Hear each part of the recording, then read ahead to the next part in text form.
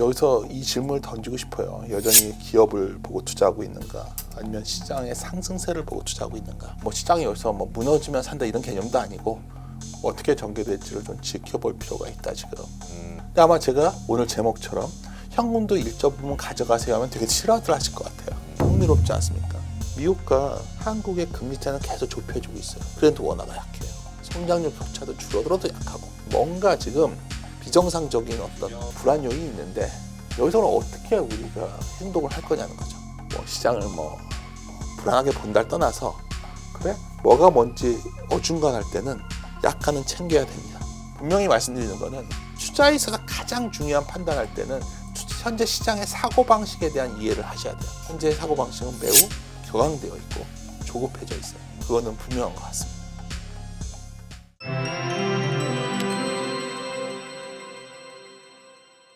제목을 딱 주신 들고 거 나오신 보면은 주제. 이제 저희들도 이제 위험 관리에는 좀 신경을 써야 되나 이런 생각이 드는 제목이더라고요. 현금도 투자다. 네.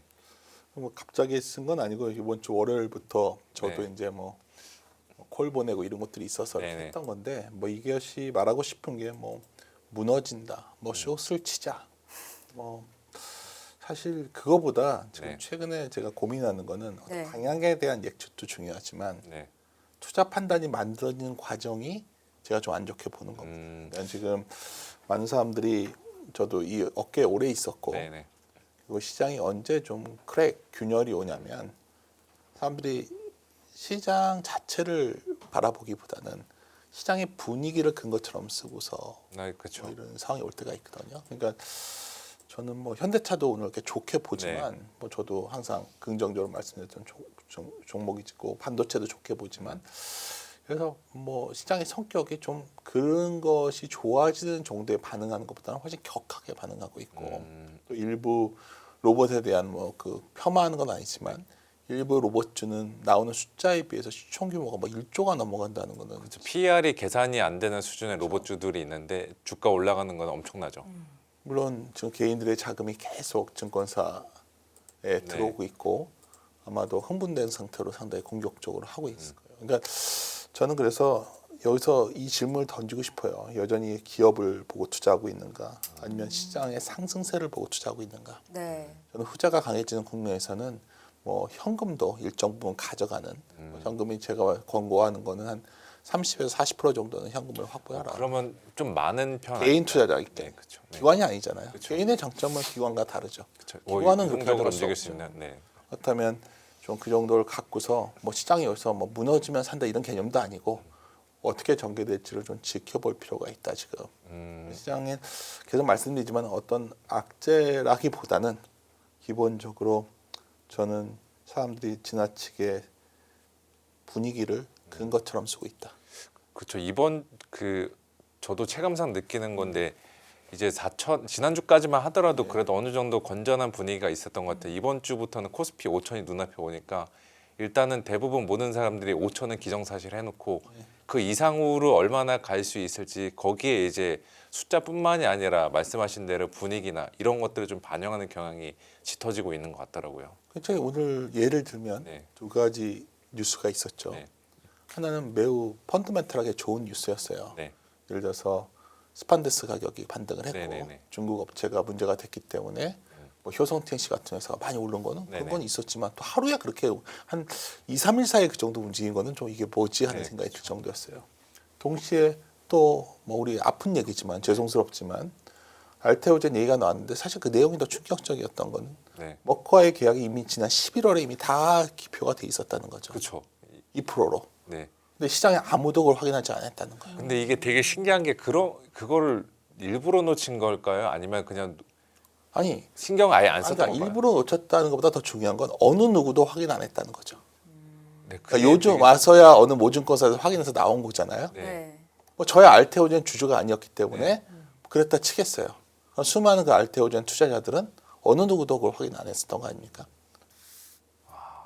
이게 이런 게 아까 말씀드렸던 게, 어쩌면 분위기를 근거처럼 쓰고 그것이 기정사실화되고 우리는 그걸 마치 밸류에이션이다, 기업의 가치라고 보고 있단 말이에요. 그러니까 시장 자체가 장기적으로 낙관하고 있지만 최근의 분위기는 뭔가 약간 불안정이 커졌기 때문에 이런 부분에 대해서 시장 외적인 어떤 변화가 반영됐을 때 좀 불안불안하다. 그래서 뭐 여기서 많이 물어보시는 게 아까 한 팀장님도 말씀하셨지만 뭐 지수 밴드들 다 올려야 되니까 네. 5,200이냐, 5,400이냐, 5,500이냐. 사실 6천 뭐 7천 뭐 진짜 네, 어디까지 갈 올라야 수도 될지. 있겠죠. 근데 이제 뭐 그걸 뭘로 갈 거냐는 거죠.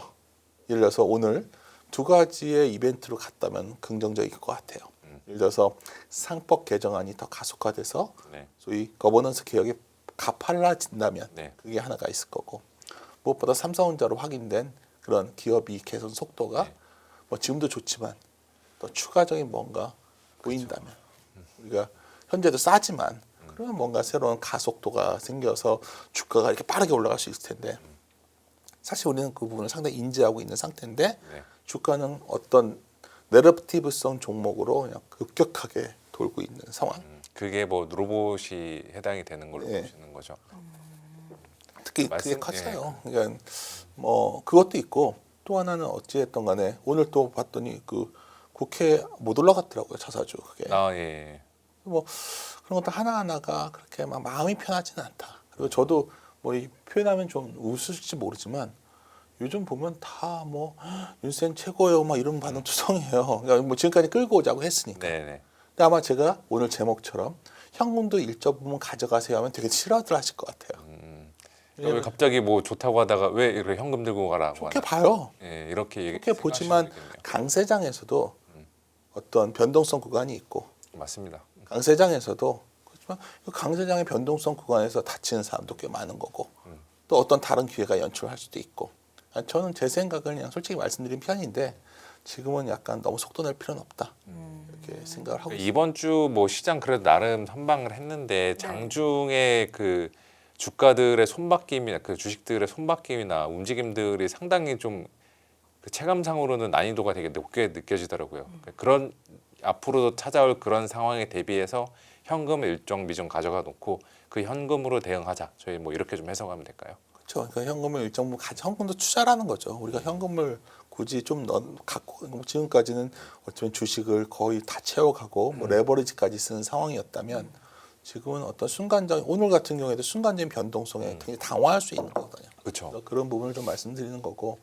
그러면 이제 그런 전제로 내가 현재 시장을 보는 그러한 구도 속에서 주변을 좀 보는 거죠. 최근에 특히 뭐 전략하시지만 매크로 얘기는 거의 서로 안 하는 것 같아요. 네, 안 했죠. 이번 주에 조금 하기 시작했지 한두 매크로 달 정도는 아예 안 했던 것 같습니다. 얘기하면 이제 뭐 그게 무슨 의미가 있어요. 네. 반도체 수익이 저도 그 말하고 다녔으니까 자동차가 테슬라다 하면 현대차인데 뭐 이런 논리로 다 붙여버리는 거죠. 근데 어찌 됐던 간에 금리는 올라가고 있습니다. 불편하죠. 10년물 미국 10년물이 4.3 뭐 이렇게 입박했으니까. 오늘 좀 주춤하지만 어찌 됐던 다카이츠가 결국 저기 뭐 감세를 한다는 네. 거는 갑자기 과거 영국의 2020년 9월 23일 날 있었던 네. 뭐 감세 정책이 왜 재정 위기설 저때 그때가 되게 저희 코스피도 힘들었잖아요. 막 2천 깨지냐 마느냐 막 이 이야기가 나왔던 물론 시절이었는데. 그때는 시장이 안 좋았기 때문에 네. 증시가 체력이 약한 상태에서 이러한 불안정한 이슈가 나왔기 때문에 시장이 크게 흔들렸죠. 지금은 그와 다릅니다. 네. 또 하나 다른 게 있어요. 네. 어떤? 리즈트러스는 바로 물러났어요. 다카이스는 안 물러날 것 같아요. 지지율이 70%를 넘는다고 하더라고요. 그럼요. 그러니까 이제 중요한 조기 예산하고 이렇게 이기면 어떻게 될까요? 이기면은 돈을 뭐 그렇죠. 재정 풀겠죠? 확장 네. 정책을 지속하겠죠. 그러면 우리가 원화가 약해지는 거는 일본 엔화와 연동되고 있기 때문이고 네. 네. 원화가 약해지게 좋다 나쁘다를 떠나서 금리가 움직일 여지가 매우 높아진 거거든요. 그러니까 우리는 다카이치가 그렇게 안 갈 거야. 일본이 그럴 수 있어? 지금 그 말만 계속 반복적으로 매크로에서 하고 있어요. 근데 현재 드러난 현실은 금리가 계속 오르고 있다는 거죠. 미국제 금리가. 그러니까 이 부분이 어떻게 될지는 저는 잘 모르겠지만 일단 주식을 결정짓는 가장 중요한 변수는 결국 이익의 성장, 이익의 성장의 지속성 이런 것들도 중요하지만 동시에 할인율을 결정하는 여러 요소 중 가운데 금리는 매우 중요합니다. 맞습니다. 우리가 같이 밸류를 한다는 것은 결국 금리를 봐야 되는 거예요. 네. 근데 특히 장기채 금리가 움직이면 여러 가지 그러한 크랙의 가능성도 있기 때문에 지금 당장 뭐가 벌어지지는 않았지만 경계해야 되는 거고요. 하여튼 그래서 저는 미국채 시장을 보고 있습니다. 왜 그러냐면 어찌됐든 미국채의 가장 큰 단점은 수급이 매우 취약하다는 거거든요. 우리가 그래서 항상 미국이 트럼프가 어떤 과거보다 강한 어떤 정책을 내놓으면 대응은 뻔했어요. 중국도 일본도 미국 국채 던지고 매각이죠. 이번에는 이제 유럽 쪽에서 움직임들이 나타나고 있죠. 덴마크가 그 규모가 얼마 안 되지 않냐. 아니, 그건 지금이니까 그런 거죠. 던지면 어떡할 거예요. 네. 그래서 만약 미국 국채가 올라가면 많은 사람들은 뭐 국채 계속 4%대 있을 거야. 그래서 지금도 아마도 이콘베이스의 분들은 계속해서 장기 채권 사야 된다고 주장을 하죠. 근데 이게 지금 거의 2년째 이루고 있지 않아요? 네, 저 금리 저것만 봐도 딱 알겠네요. 거의 2년째 4% 가장 최악의 투자 중에 하나가 미국 장기채 투자 아닙니까? 네, 네. 근데 여기서 만약에 슈팅이 나오면 네. 특히 현재 최근에 미국의 국채 보유를 보면 각국의 중앙은행들은 어쩌면 더 안 샀기 때문에 그대로 있는데 네. 비중이 높아진 거는 민간에서 많이 샀단 말이에요. 한국에서도 많이 산 거죠. 네, 맞죠. 한국 국채 ETF 사고 그러면은 개인들이 리테일이 많이 갖고 있단 말이에요. 네, 국채를. 네, 맞죠. 그렇기 때문에 사실 이 부분이 굉장히 고민이 되고 물론 미국에는 탁월한 베센트라는 매우 탁월한 전문가가 있기 때문에 이거를 좌시하지 않았고 매번 위기가 올 때마다 트럼프의 정책 전환을 가져왔죠. 네. 근데 과거에는 타코 수준이었던 트럼프의 정책이 베네수엘라 이후에는 뭐죠? 파포라고 하나요? 파포죠. 예, 파포. 퍼크라면서요, 그게. 예, 그게 F 그 약간 욕설의 욕설이라고 F. 그러고. 예. 이건 뭐냐면 뭔가 선을 넘기 시작한 느낌이에요, 제가 봤을 때는. 그렇죠. 그래서 유념해서는 좀 보자. 뭐 그래서 지금 그럼 당신은 그럼 금리가 올라간다는 얘기죠. 아니 이거 다들 내려간다는데 안 내려가고 있잖아요. 그렇죠. 이거 올라오고 있지 않습니까? 그러니까 이 부분이 좀 저는 불안하다. 그러니까 주가를 결정짓는 게 기업이익 증가세가 제일 중요한데 그걸 할인하는 요소가 이러한 불확실성과 금리거든요. 이 부분이 좀 저는 걱정이 된다는 거예요. 그래서 제가 이제 네 가지가 오늘 드릴 말씀인데 네. 첫째는 그럼에도 불구하고 코스피는 더 올라갈 겁니다. 이거는 제가 강하게 말씀을 드려요. 그럼 계속 들고 있으면 되지 않겠냐 그랬지만 네. 물론 지금까지 계속 들고 가자고 말씀을 드렸죠. 하지만 최근에 그래도 수익이 어느 정도 남은 분들은 일정 부분 조금 챙기자는 거예요. 현금으로. 네, 맞죠. 왜냐하면 여전히 높아진 ROE에 비해서 PBR은 낮기 때문에 뭐 재평가될 거로 봅니다. 근데 거버넌스 개혁도 약간 진통해요. 지금도 오늘도 사실 당연히 통과될 거로 진행될 거로 알았던 국회에서 네. 절차가 결국 안 됐잖아요. 네. 그러면 지금 현재 자사주 소각 관련된 주식들은 어떻게 되는 거죠? 내일부터 이런 고민. 힘들어지죠. 네. 그렇죠. 근데 2020년은 과거에도 제가 좀 계속 말씀드리지만 사실 이 울퉁불퉁한 길은 펀더가 약화돼서 나오는 게 아니에요. 그러니까 펀더는 경고내 보이는데 센티멘트가 좀 너무 흥분해 있거나 아까 말씀드렸지만 좀 예상치 못했던 이벤트가 나와서 이게 당장은 별거 아니라고 얘기하겠지만 어떤 불확실성이 커질 가능성을 내포하고 있다면 그러니까 지금은 다들 이거는 소음에 불과해 하고 있지만 저는 트럼프와 나토의 갈등은 과거에 전혀 예상하지 못했던 이슈예요. 그렇기 때문에 저는 현금 흐름의 불확실성 정도를 가늠하는 게 금리인데 금리가 올라갈까 봐 좀 지켜보자는 입장입니다. 근데 이거 말씀하신 거 이제 저도 이해가 됐는데 근데 살짝 우려가 되는 게 너도 나도 이참에 그냥 차익 실현 한번 하자라는 수요들이 하나둘씩 몰리면은 평소에 만약에 1% 빠질 거 그 이상으로 빠지게 되는 그런 언더슈팅 현상도 좀 중간중간에 자주 나오지 않을까. 한 순간이나 전화 그건 알 수가 없는 거고요. 그렇죠. 근데 그나마 다행스러운 건 조정이 뭐 엄청나게 격하게 올 거로 보진 않아요. 그러니까 지금 다만 그 기간이 좀 우왕좌왕할 것 같다는 생각을 갖고 있는 정도인데 포장도로. 그렇죠. 비포장도로 정도로 생각합니다. 근데 모르죠. 뭐 예를 들어서 어떤 좀 돌발적인 여러 가지 이슈가 더 된다면 예를 들어서 이런 거가 있겠죠. 아까 이제 제가 이거 적을 때만 해도 유럽의 보복 카드가 나오기 전에 적어놨던 건데 네. 보복 카드로 미국채 매도가 나왔다는 게 나왔고요 이미. 두 번째는 대법원 패소가 계속 지금 지연이 지연되고 있는데 패소될 확률이 매우 높아요. 네. 그린란드까지 이렇게 나왔기 때문에. 그러면 관세 환급금을 어떻게 마련할 거냐는 거죠. 뭐 늦추면 된다 쉽게 말하지만 사실 미국에 지금 다들 인플레 안 난다고 하고 있지만 이거 불안한 요인이거든요. 맞죠. 그렇다면 국채 발행한다는 얘기예요. 이것도 국채 발행을 한다는 얘기이기 때문에 이것도 여전히 국채 수급에 좀 부담스럽고요. 그냥 특히 국내적으로 보더라도 작년부터 해서 가장 증권 회사에서 좀 답답해하시는 분들이 채권 관련 부서분들일 것 같아요. 근데 이번에 저희 통방문 보면 금리 인하 표현이 아예 삭제됐거든요. 우리나라도. 그렇죠. 여기서 흥미롭지 않습니까? 미국과 한국의 금리 차는 계속 좁혀지고 있어요. 그래도 원화가 약해요. 그렇잖아요. 성장률 격차도 줄어들어도 약하고. 그러니까 제가 드릴 수 있는 말은 뭔가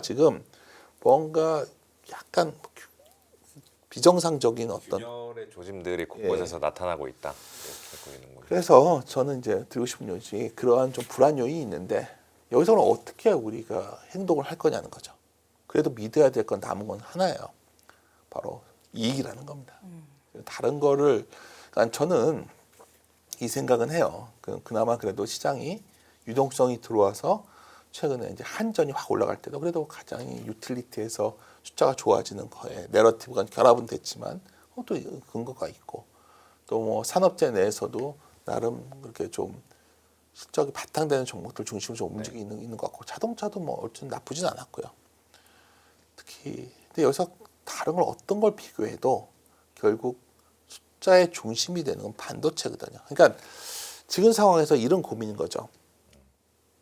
반도체가 만약 내가 주식을 비중을 약간 줄여서 한 걸 갖고 있다면 그래도 가장 그 중에 나머지 주식 비중이 높아야 되는 건 뭐냐? 화려하진 않지만 여전히 삼성전자가 돼야 된다는 거예요. 그나마 그게 가장 견고하게 버텨주고 시장이 흔들려도 또 돌아서서 다시 시장이 간다고 했을 때 그래도 가능성이 있는 게 그쪽이 아닐까 좀 보고 있고 고민이 되는 거는 최근에 이 그림도 좀 보여드리고 싶은데 삼성전자 EPS가 추가적으로 크게 꺾이는 모습이 없어요. 근데 이제 여기서 고민이 뭐냐면 이번 29일 날 하이닉스와 삼성이 나오면 막 그 다음 날쯤에 많은 애널리스트들이 다 고쳐겠죠. 자료가 나올 것이고 그러면 리뷰가 나오면서 리비전이 될 겁니다. 그럼 이게 한번 더 솟을 건데 그 다음에 올해 1분기가 나오는 4월에 그 각도가 나올 거냐는 거예요. 그렇죠.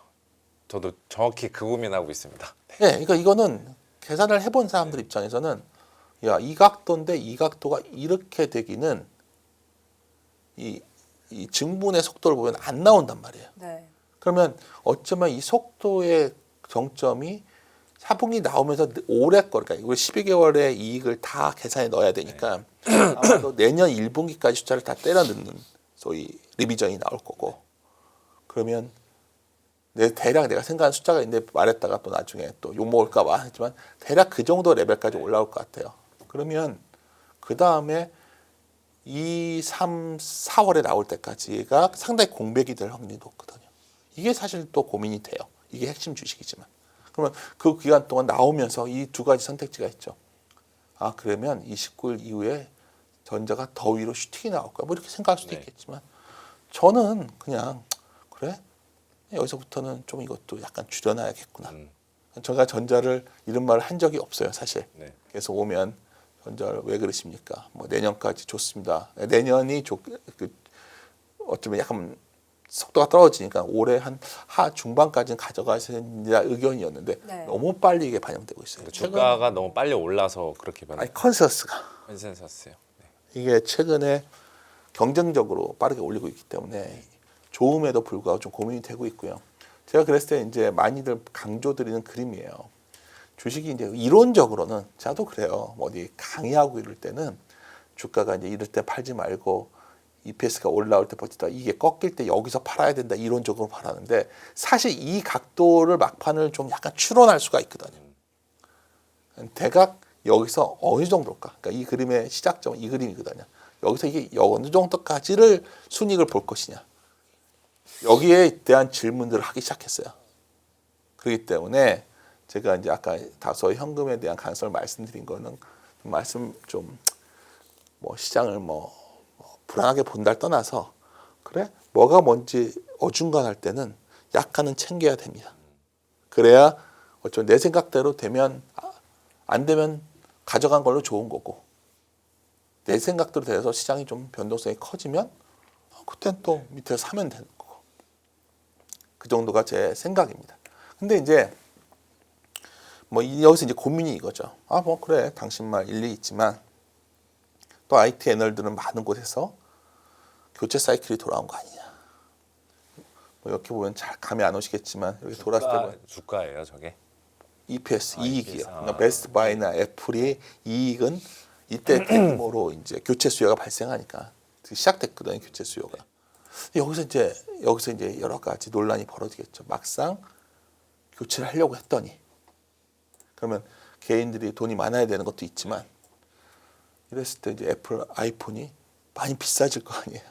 메모리 가격 때문에 비싸지잖아요. 지금. 노트북도 교체해야 되는데 생각보다 비싸겠네. 그러니까 분명한 거는 교체 수요 시기가 왔는데 시장은 다 이거의 가능성을 얘기하고 있어요. 이걸 한번 보자. 교체 수요까지 겹쳤을 때. 저도 이거에 굉장히 기대가 있어서 어쩌면 또 기간을 지나서 좀 시장이 좀 기간 조정을 받고 이런 핵심 종목들이 있다 보면 저는 또 올해 중반 이후에 이게 상당히 힘을 받쳐줄 거다 생각을 합니다. 근데 지금 현재 생각일 뿐이고 지금 당장은 아까 말씀드렸던 EPS의 속도에 대한 고민을 하는 거고요. 그래서 저는 이 교체 사이클에 대해서 좀 약간 좀 지켜보자. 속도에 대해서 이 생각. 그 국내 그 애널리스트들 데이터 컨센서스를 보면은 연도별로 보면은 네. 비슷한 과거에 나타났던 경향이 연초에는 많이 올라놨다가 이제 시간이 지날수록 하향 조정이 되면서 항상 그렇죠. 예, 이번에도 약간 그렇게 보고 계시는 건가요? 이게 이제 틀릴 확률이 높아요. 그러니까 여기 뭐 시청자분들은 이제 한 팀장님 계시면 네. 자꾸 어깨 얘기를 해서 죄송했는데 네. 정확히 지적하셨어요. 네. 애널리스트의 속성상 네. 상반기에 연간을 다 때려 넣어 버린단 말이에요. 근데 그게 좀 지나고 나서 아니네 하고서 그게 해서 항상 내려온단 말이에요. 그거 반복적으로 나온 현상이에요. 그래서 지금 저는 아까 그러한 추론을 봤을 때 이번에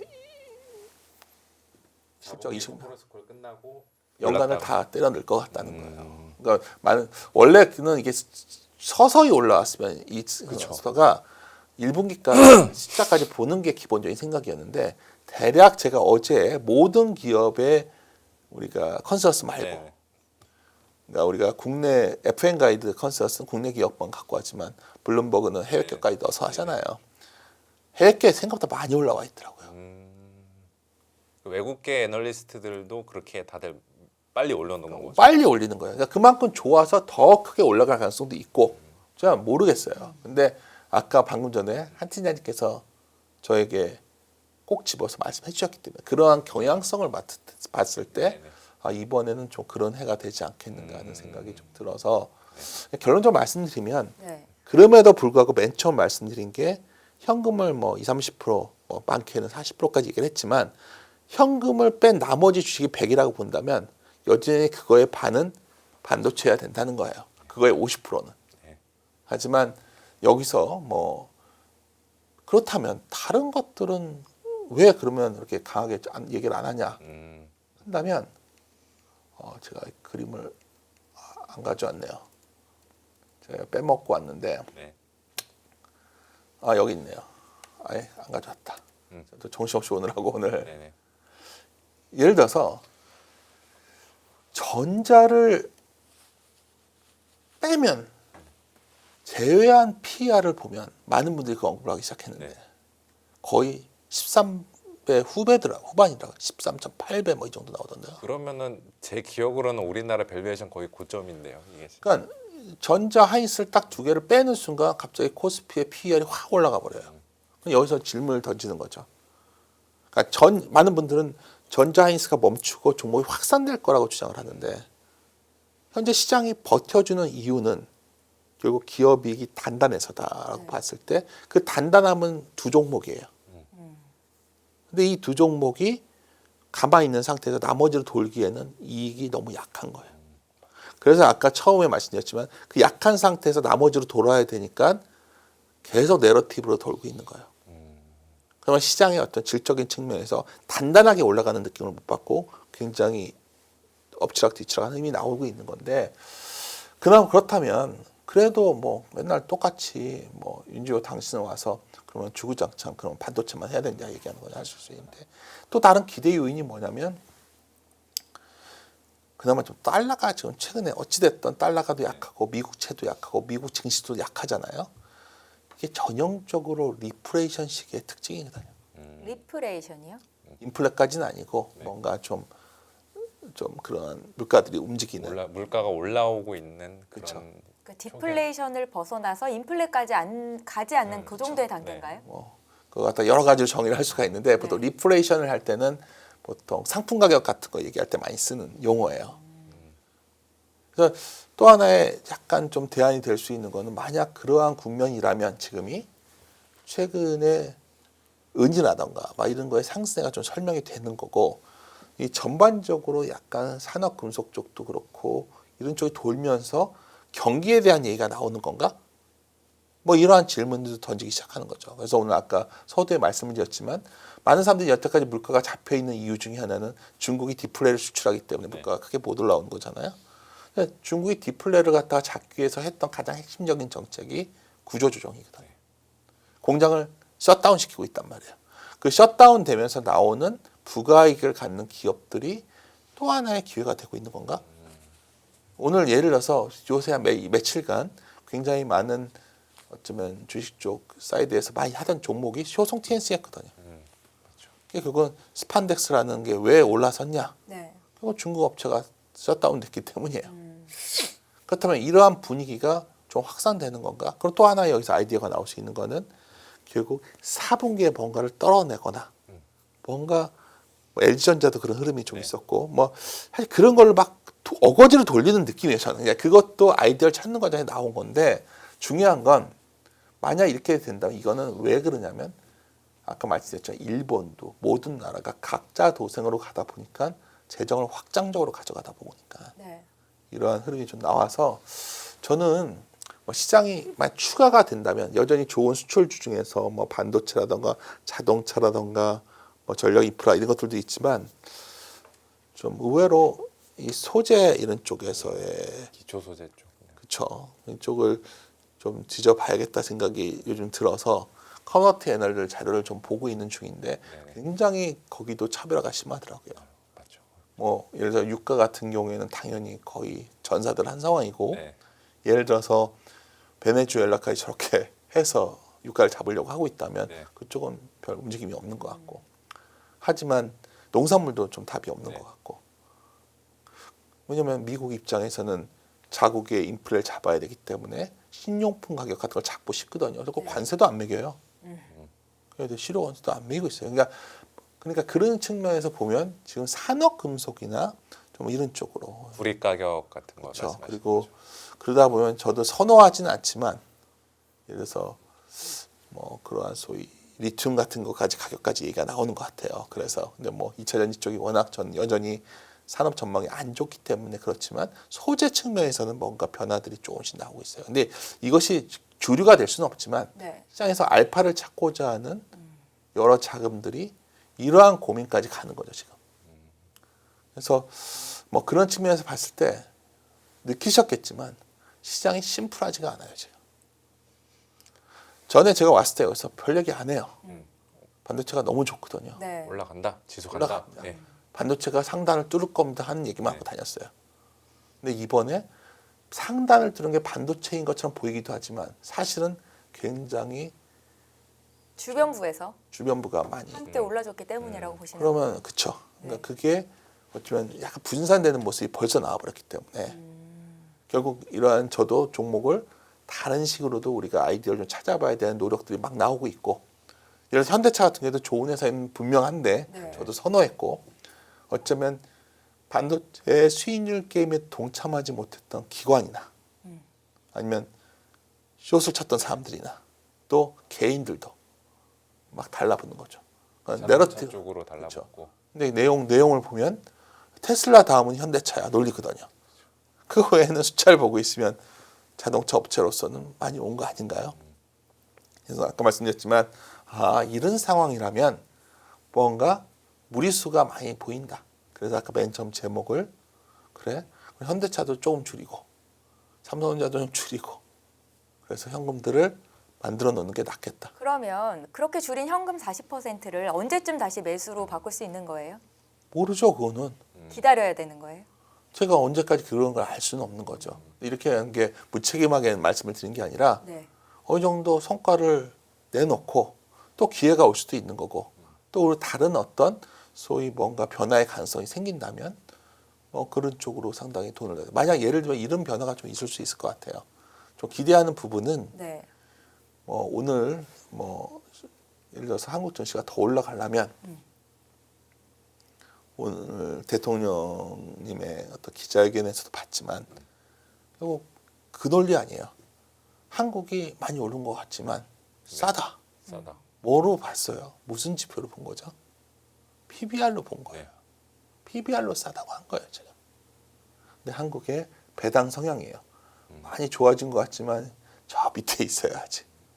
그 PBR 같은 게 저렇게 국가 단위로 비교해 보면은 낮은 편인데, 이거죠. 네, 그냥 순수 밸류에이션 밴드 상으로 보면은 거의 역사적 상단에 도달을 했거든요. 그거는 이제 벗어나야 된다고 봐요. 네, 그러니까 그 벗어날 수 있는 게 이제 ROE 개선 저렇게 그렇죠. 정부 우리가 정책. ROE거든요. 네. ROE가 여기에 있고 이거 더블 카운팅을 제외하면 좀 이게 이 정도 와 있겠죠. 네네. 이 정도 올 것 같은데 그럼에도 불구하고 회귀선에서 많이 떨어져 있는 거죠. 이 정도 선까지 가해줘야 된다. 장기적으로는 이걸 보는데 만약 시장이 이익에 따라서 올랐으면 이렇게 올라온 거죠. 지금은 ROE가 좋아지면서 네, 그렇죠. 기업이익이 줄어드니까. 근데 여기로 회귀선으로 가려면 거버넌스 개혁에 관한 실제적인 액션 플랜들이 나와줘야 돼요. 기업들의 움직임들. 그렇죠. 거의 나와준다면 이제 또 새로운 유동성 유입이 될 텐데 뭐 또 여기에서 그렇게 뭐 될지 안 될지 제가 할 수 없지만 아까 물어보셨으니까 그런 관련된 어쩌면 기업군들에 대한 고민이 올해 어떻게 보면 중반 이후에 다시 시작될 것 같다는 생각하고 있어요. 어쩌면 올해 시장은 작년 9월이나 10월부터 시작했던 EPS 장세가 상반기를 지배하고 네. 올해 상반기까지 1분기 정도일 것 같지만 그 이후에 좀 어떤 주식이 뭐 휴식기를 갖든 아니면 뭐 제 생각과 다르게 치고 나가든 뭐 그건 슈팅의 국면이니까 하지만 다시 장이 돌아서 가려면 제가 보기에는 아까 말했던 결국 한국 증시가 재평가되는 상황. 약간 그 시장의 색깔로 보면은 작년 5월, 6월, 7월 이 3개월 정도 그 정책장 이때의 느낌으로 갈 수가 있겠네요. 그렇게 보는 이유 중에 또 하나가 네. 어찌됐든 간에 이걸 해결한다는 거는 대기업 집단에 대한 변화가 전제되지 않으면 나올 수가 없는 거잖아요. 네, 네. 그럼 대기업 집단에서 할 수 있는 건 뭐냐면 빨리 승계 구도가 끝나야 되고 그리고 또 하나 중요한 거는 지주사들을 어떻게 할 것이냐. 네. 더 근본적으로는 더블 카운팅 이슈를 어떻게 할 것이냐. 그러면 어떤 기업들은 지주사와 사업회사의 합병을 나오는 시나리오가 나온다든지 네네. 아니면 어떤 회사들은 뭐 이번에 로봇들이 난리 났을 때 뭐 HD 현대 같은 밑에도 로보틱스 현대 로보틱스가 네. 있잖아요. 뭐 물론 산업용 로봇이기 때문에 좀 다른 결이긴 하지만 하여튼 그러한 자회사들의 상장 얘기들도 나올 수 있는 거고. 네. 하여튼 시장의 성격이 그런 식으로 좀 돌릴 여지가 있는 거죠. 근데 여기서 말씀드리고 있는 요즘 뭐냐면 그런 장이 오더라도 저는 시장을 과거처럼 시가총액 하위의 중소형주가 주도할 장세는 잘 안 온다 봐요. 그러니까 제가 이 말 때문에 많은 분들이 좀 불편해하신다는 얘기를 간접적으로 들었어요. 아, 네. 가는 뭐- 종목들 업종들만 간다는 거예요. 왜 정사람은 맨날 무슨 대기업 공헌론자냐, 왜 대형주만 시장의 성격이 바뀌었기 때문에 집중 투자의 시대가 열렸기 때문에 이건 제가 전에도 강연 같은 데서 자주 말씀드리는데 증시 성격이 선진국형 증시로 바뀌면 소수의 종목이 지수를 끌고 가는 거지 다수의 종목이 가는 게 아니에요. 한국은 보십시오. 지금도 보면 쉬었다가 한전 가고 네. 현대차 가고 삼성전자 가고 심지어 LG전자도 한 번씩 움직이고 방산 뭐 조선도 다시 한 조선도 번씩 다시 가고. 그러니까 이런 핵심 종목에 자꾸 주변을 개인 투자들이 보는 습관을 버리셔야 되는데 한번 여기서 또 하나의 추론이 가능한 게 뭐냐면 강세장의 그거로 많은 분들이 예금에서 뭉칫돈이 나오고 있다 해요. 네. 그 자금들은 주로 부동산을 대기 자금의 성격이 강할 거예요. 근데 우리가 부동산 자금의 특징은 목이 좋은 곳만 살려고 해요. 똘똘한 네. 네. 그렇죠. 전 주식시장도 그렇게 돼갈 것 같고 직장도 그렇게 돼갈 것 같고 한국이 성장이 정체되고 결국은 선진국이 됐기 때문에 나온 현상인데 그래서 제가 드리고 싶은 결론은 뭐냐면 네. 여전히 시총 상위주 내에서 이러한 순환은 좀 있을 수 있겠지만 일단 이익이 좋은 게 최우선이고 네. 그게 어느 정도 목에 찼을 때는 결국 대형주 내에서 주주 환원 쪽으로. 환원 쪽에 좀 매력이 있는 것들이 뭐가 있을까? 금융주가 좀 있거든요. 네. 그런 쪽으로도 같이 보시면 그러면에도 오늘 지금 현재가 1월 말인데 올해 연간은 높았을 때 그래도 작년만큼은 아니지만 시장을 어느 정도 비트할 수 있는 그런 투자자가 되지 않을까 저는 생각합니다. 이 그림이에요. 뭐 저는 시가총액 위주로 가고 있다. 네. 말씀을 드리겠습니다. 저거는 저 차트도 한번 좀 설명해 주실 수 있으실까요? 그 1986, 94, 99년 경험가의 비교. 저는 무슨 의미인가요? 저거? 저와 같이 얘기하는 동료가 그려줘서 뭐 의미 있다고 봤던 그림인데, 네. 그러니까 전자 좋게 봐는 얘기예요. 많은 분들이 제가 전자 얘기를 하도 하고 다니니까 네. 전자 뭘 이렇게 뭐 아직도 좋아 보이냐? 아직도 좋아 보여요 저는. 근데 다만 지금은 막 급하게 올라갈 걸지는 않아서 그러는 건데 전자가 아마 2002년 이후에 모든 상승 레벨을 다 뛰어넘었죠 지금. 전자가 이 정도 올라간 거는 이때 있었죠.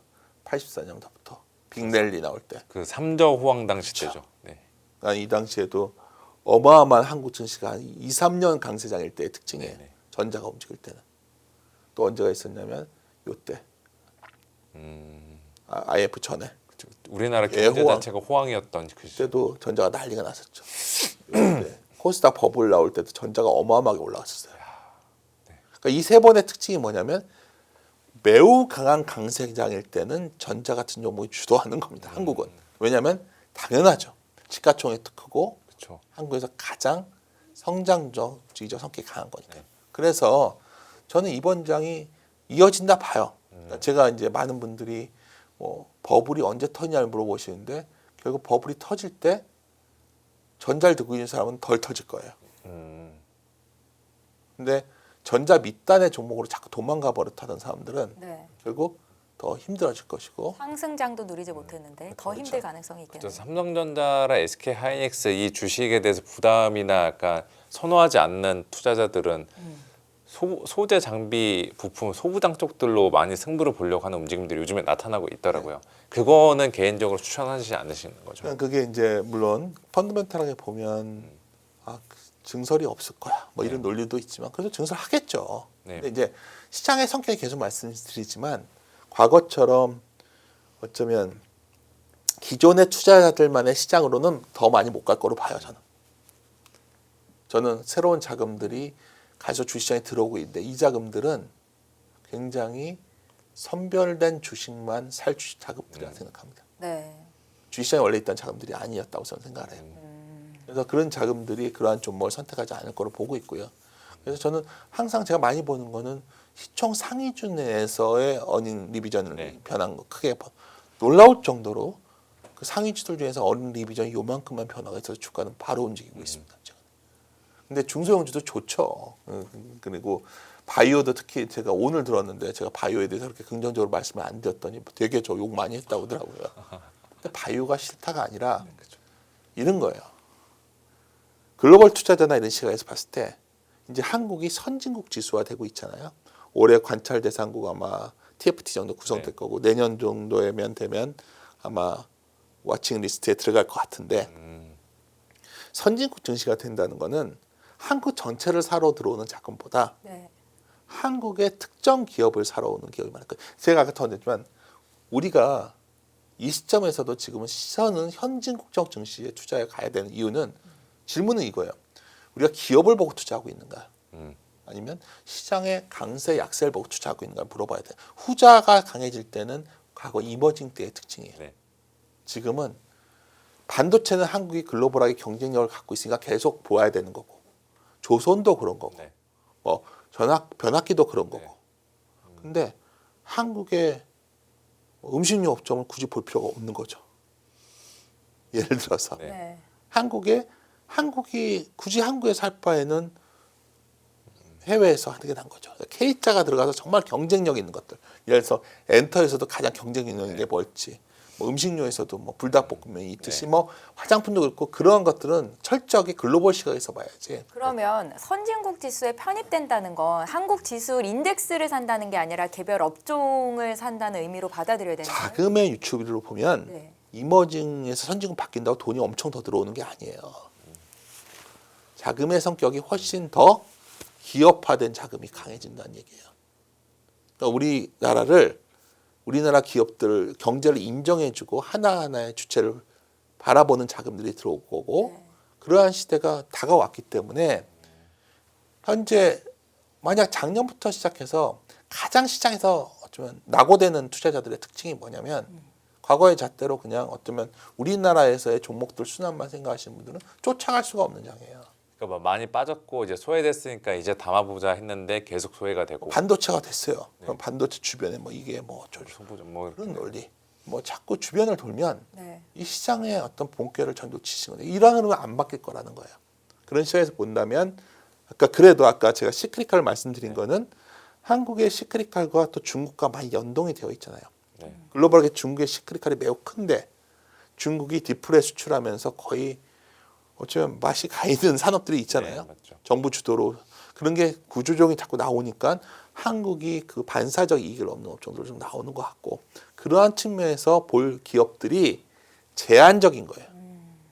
우리는 자꾸 종목 확산들을 얘기 많이 하시는데 종목 확산을 기대할 바에는 저는 현금을 일정 부분 가져가라고 말씀을 드린 거예요. 그래서 나머지 어떤 주도 핵심 종목들은 어느 정도 주식을 유지하되 나머지 종목들의 확산. 근데 최근에 제 생각과 달리 확산이 매우 반복적으로 빠르게 진행되고 있죠. 그렇다면 시장의 에너지 자체가 좀 약화되는 시그널 아닐까? 저는 그렇게 제 개인적으로 생각을 하게 됐다는 말씀을 드리는 겁니다. 아, 일각에서는 이렇게 종목이나 업종이 확산이 되는 게 그래도 강세장의 과실을 이제는 좀 나눠 먹는다. 약간 좀 건전한 시각으로 보는 시각도 있는데 거기에 대해서는 이제 약간 반대 의견을 가지고 계신 거죠. 제가 반대한다고 이런 하는 거예요. 많은 분들이 기대하는 거죠. 정부가 코스닥을 활성화되는 정책이 맞죠. 나올 거니까 코스닥이 좋아질 거야. 근데 저는 그 순간에 물어봐야 되는 거는 반도체를 물어볼 때도 그러면 반도체에서 무엇이 기업이 측면에서 기업 자체가 더 밸류가 싸고 매력적이냐 물어보면 하이닉스가 제일 싸고 좋고요. 성장성도 좋고요. 그다음에 삼성전자고요. 나머지는 없어요. 소부장 업체들 밸류를 한 번이라도 보시면 네. 많진 않아요. 일부 업체 좀 있고 그리고 많은 업종이 그러합니다 지금. 근데 여전히 코스닥에는 시장 전체의 밸류가 매우 비싸죠. 이게 바이오 때문이에요. 지금 한국 시장에서 가장 개인들이 선호하는 업종이 바이오인데 바이오죠. 만약 바이오를 한다면 미국의 바이오를 하는 게 낫지 않을까요? 글로벌 경쟁력 측면에서 본다면. 근데 거기에 오늘처럼 뭐 그래서 알테오젠 같은 일들이 어코아의 네. 알테오젠 이번 이벤트는 어떤 그 신뢰마저 흔들렸기 때문에 주가가 그래도 뭐 움직일 수도 있겠지만 굳이 그렇게 투자할 필요가 있나? 저는 여전히 그렇게 생각을 하고 있습니다. 네, 알겠습니다. 그러면 국내 증시에서 줄인 그 현금을 가지고 미국 증시나 뭐 신흥국 증시에 투자하는 건 어떻게 보세요? 현금이 그렇게 싫으세요? 아니, 어떻게든 투자를 해야 제가- 될 것 같다는 생각이 들어서요. 정작 열심히 투자해야 될 때는 많은 사람들이 현금을 갖고 있다가 네. 과실을 좀 저장도 해놓고 버핏도 현금 갖고 있을 때가 꽤 네. 있고요. 그래서 여기 제목이 이거였어요. 하도 그 생각들 많이 해서 네. 강세장이 어떤 이런 시기가 오면 사람들이 현금 있는 걸 불안해해요. 그렇죠. 막 요즘에 현금은 이제 그냥 아무런 무쓸모다 이런 식의 이야기들도 계속 일부 나오니까. 현금을 가져가는 게 투자다는 게 제 생각에 제가 답이란 얘기는 아니지만 네. 그러니까 막 내가 어제 팔았는데 이건 오늘 또 올랐네 이 생각 하시지 말고 내가 원래 지금부터 끌고 오신 종목들일 거 아니에요. 저와 같이 고민해 오셨다면 뭐 예를 들어 삼성전자를 한 8만 원 정도 사가지고 뭐 14만 5천 원, 15만 원에 팔았다 치자고요. 그렇게 수익이 났잖아요. 그러면 좀 갖고 있으면 안 되는 건가요? 그렇죠. 손실 금액 손실해가지고 그 손실 확정 금액을 갖고 있는 게 아니라 수익 금액을 갖고 있으니까 그쵸. 마음 편하게 들고 갈 수는 있겠네요. 뭐 예를 들어서 그걸 갖고 그러면 이럴 수도 있겠네요. 이번에 국채 금리가 한번 우려스럽게 한번 튀어요. 네. 이제야말로 미국 장기채 한번 살 때 된 거 아닐까요? 맞습니다. 그런 것도 가능하고 그러니까 여러 가지 경우의 수가 나올 수 있는데 그러니까 저는 이 역설적 표현이죠. 현금이 어떻게 투자겠습니까? 현금은 현금일 뿐이지만 투자자의 시각에서 본다면 현금도 포트폴리오의 선택 대상이 될 수 있다. 개인은. 기관은 맡겨진 돈이기 때문에 주식을 하라고 준 돈이기 때문에 다 운용을 해야 되지만 개인이 가진 가장 강한 무기는 발을 뺄 수 있다는 거거든요. 기민성, 기민함 이런 거. 저는 그래서 뭐 저도 오늘 같은 날 예전 나올 때는 되게 말이 편했는데 오늘 되게 불편해요. 뭐 여기서 걱정하지 마시죠. 삼성전자는 버티면 됩니다. 이게 편하겠지만 이 시점부터는 좋은 건 좋고 어느 정도 가져가지만 일정 부분 현금은 좀 갖고 가자가 뭐 제가 여기서 1,500, 1,600이 가더라도 할 수 없죠 뭐. 그러면 나머지 갖고 즐기면 되는 거고 혹시 뭐를 내가 생각했던 약간 안 좋은 시나리오가 됐을 때는 나는 현금이 있기 때문에 그때 대응을 할 수가 있는 거고 그것이 어쩌면 아까 말씀드렸지만 그냥 뭐 시장의 분위기를 근거처럼 막 쓰고 판단의 지표를 삼는 것보다 제가 보는 그 점에서 봐야 되지 않나. 과거에도 그러면 이런 적들이 있었나요? 시장의 분위기를 보고서 목표 코스피 지수를 막 그렇게 올리고 목표 주가를 기업들의 목표 주가를 올리고 그런 시절들이 최근에 있었었나요? 과거에도 저희가. 제가 답변 드리기 좀 그런데 네. 제가 장기적으로 그래도 어느 정도 약간 시장을 부합했다고 네. 평을 받는 편입니다. 아니 맞죠. 전 익히 들어서 잘 알고 있습니다. 항상 욕을 많이 먹지만 네. 그걸 많이 보는 편이에요. 네네. 난 제가 오늘 말씀드린 말씀이 아까 숏을 쳐야 된다, 곤무너지다 이런 거는 그냥 예언자적인 생각이에요. 그렇죠. 지금 팔으면 100% 현금만 이런 걸 말씀드린 게 아니라 일정 부분 현금을 갖고 있으면 만약 더 올라가더라도 우리가 선택할 수 폭이 생길 수 있지만 중요한 건 시장의 어떤 분위기를 근거처럼 투자의 근거로 삼을 때 네. 오래 가지 못했어요. 음, 제가 어떤 시장에 대한 기존 시각을 뭐 그래도 뷰를 네. 8개월, 1년 끌어오던 걸 가끔씩 바꿀 때가 있는데 네. 일시적이라도 그럴 때가 이럴 때였고 지나고 나서 보면 맞았죠. 맞았던 확률이 높았어요. 그러니까 제가 정확히는 알 수 없지만 지금은 그러한 좀 불확실성 요인이 좀 생긴 게 아닐까 하는 의심 갖고 이러다가 제가 다음에 혹시 또 보여주셨는데 다음 달에 내가 잘못 걱정합니다. 봤네요. 막 할 수 없죠 뭐. 그러면 아마도 그때는 다시 다 사자고 하겠지만 분명히 말씀드리는 거는 지금 투자자의 시선들이 사람들이 변곡점을 알고 싶어 하거든요. 네. 그쵸. 투자에 있어서 가장 중요한 판단할 때는 제가 팁을 드리자면 현재 시장의 사고방식에 대한 이해를 하셔야 돼요. 현재 사고방식은 매우 격앙되어 있고 조급해져 있어요. 그거는 분명한 것 같습니다. 알겠습니다. 교수님 환율 움직임은 좀 어떻게 보시는지 궁금한데요. 예. 오늘 대통령님이 신년 기자회견이었나요? 환율이 네. 다시 1,400원 초반까지 움직일 뭐 것이다. 1, 2년 뒤에는 그렇게 갈 것이다. 네, 라고 말씀을 하자마자 한 10원 정도가 다시 내려와서 1,469원 정도까지 왔는데 환율이 좀 안정이 돼야 될 거라는 기미가 있어야 외국인 투자자도 더 유입이 될 거라는 생각이 들어서 앞으로의 흐름을 어떻게 좀 보시는지 궁금합니다. 뭐 우리가 어떤 다들 정부도 원화를 안정시키고 싶어하고 네. 이론적으로도 원화는 안정이 맞는데 원화가 안정되지 않을 때는 뭐 다른 이유가 있겠죠. 가장 큰 이유는 그거 아닐까요? 우리 트럼프의 행보에서 알수 오늘도 알래스카에 뭐 저희 터미널 만들 건데 한국이 돈 될 거라고 얘기하잖아요. 맞죠. 그러니까 일본과 한국이 왜 약하냐는 거예요. 환율이. 무역 협정 때문에 영향이 그리고 온 거죠. 같이 투자 서명을 한 국가들이거든요. 네. 그게 잠재적으로 깔려 있는 게 있는 것 같고 두 번째는 우리나라가 선진국이 되다 보니까 한국의 성장률이 떨어진 건 다 알고 있는 거예요. 일본도 그랬고 선진국이 되면 가계가 자산을 글로벌화합니다. 그러니까 지금 현재는 무역 규모에 의한 달러보다 투자에 의한 달러 규모가 더 커요. 그럼 우리 투자가 걷어져야 되는 거거든요. 근데 정부가 아무리 저렇게 한들 그럴 가능성은 좀 떨어지죠. 떨어지죠. 그러니까 네. 원화가 강하지 않은 거죠. 그럼 어떻게 해야 되면 원화가 강해질까? 뭐 한국 투자의 매력이 더 커져야겠죠. 기업들이 더 좋아지거나 뭐 그런 게 나와야 되는데 뭐 그런 측면에서 본다면은 뭐 시간이 당장 될 것 같진 않아요. 근데 최소한 정부가 아무리 그렇게 말한다고 인간이 갖고 있는 이기심이 정부 말대로 되진 않기 때문에 간단한 문제는 아닙니다. 아무리 세금 혜택을 주고 하더라도 세금 혜택보다 더 돈을 벌 수 있다 생각하고 있는데 굳이 오겠습니까? 알겠습니다. 네, 윤센의 최선호주가 뭐냐라는 질문에는 뭐 의심의 여지가 없을 것 네, 같습니다. 반도체, 반도체. 네, 삼성전자입니다. 네, 삼성전자일 것 같고요. 그 외에 어떤 업종이나 섹터를 보시는지도 참 궁금해서 눈여보고 계신 섹터가 있으면 조금 더 자세히 좀 들어보고 마치면 어떨까 싶습니다.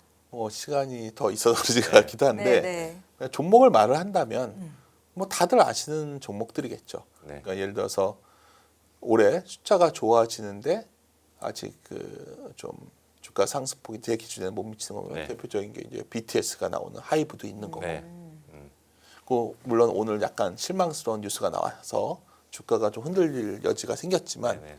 결국 저는 큰 흐름에서 본다면 가계 자산이 예금에서 증권회사로 들어오고 있다 보기 때문에 증권주 중에서 가장 그래도 미래산업에 투자를 많이 네. 하고 있는 미래에셋 증권 같은 것도 이제 선호합니다. 네. 근데 뭐 그런 것들도 선호하고 뭐 우량주 중에서 그러니까 대략 말씀드리고 보면 어쩌면 그 업종을 가장 대표하는 그러한 종목들 중에서 가능성이 있는 것을 많이 보죠. 한전도 사실 매우 좋게 보는데 최근 며칠 사이에 너무 올라오면서 이럴 때 이제 조심하는 거죠. 자동차도 주가 안 오를 땐 편하게 말씀드렸지만 굳이 여기서 말을 보탤 필요는 없는 거겠죠.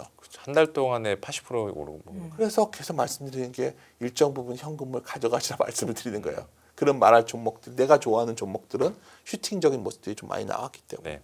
그게 어쩌면 아까 제목을 현금이 투자다고 했던 곤혹스러운 상황이 과거에 비해서 좀 주저주저 발언하는 그 이유가 아닐까 생각합니다. 네, 저는 오늘 윤쌤께서 뷰를 바꾼 오늘이 또 하나의 변곡점이지 않았나 그렇진 않아요. 생각이 그거를 들었습니다. 아무도 맞출 수가 없는 거고요. 네. 네. 뷰를 바꿨다기보다 장기 뷰는 유지하고 네, 이렇게 해줘야지 또 뭐 기술적인 관점에서 좀 변화가 필요한 변화가 좀 시기에 있었다. 그 정도로 해주신 게 제가 마음이 편할 것 같습니다. 네. 네, 현금도 투자하다라는 관점에서 오늘 말씀을 들어봤고요. 여기까지 듣도록 하겠습니다. 오늘 인포맥스 라이브 1부 시간 윤지호 경제평론가님과 함께했습니다. 잘 들었습니다. 고맙습니다. 감사합니다. 금융투자로 돈 벌기 쉽지 않으시죠? 그런데 불가능한 것도 아니죠. 글로벌 IB 트레이더의 눈으로 본 더 넓은 금융의 세계, 그들의 투자의 기술 정말 궁금하지 않으십니까? 여러분들을 응원합니다.